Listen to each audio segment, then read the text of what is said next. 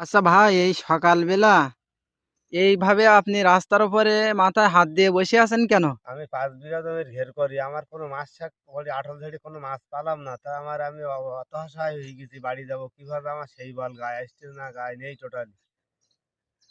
এই ঘের করে আপনারা কি লাভবান হচ্ছেন না লস হচ্ছে অন্য আপনাদের? অন্যবার কোনো রকমের লস হয় না, কিছু খাওয়ার মাছ টাছ হয়, লাভবান হয়। এবছর কঠিন আকারে লস আছে। এই 2 থেকে 3 মাস কোনো মাছ শাক হয় না, আমরা খুব বিপদের মধ্যে আছে।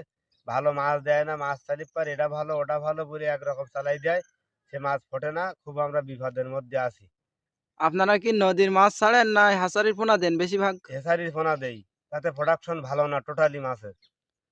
ও আচ্ছা আচ্ছা আচ্ছা।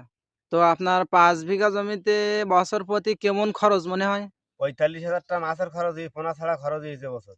আর আর 50,000 টাকা হারি। আর নিজের খাটাখাটনি? নিজের ঘাটে খাটনি সব ফাও।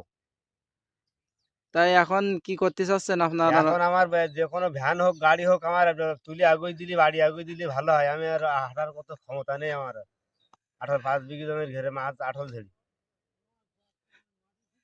আর মাছ কি হইছে, আজকে মাছ পড়িছে? 5টা মাছ হয়েছে।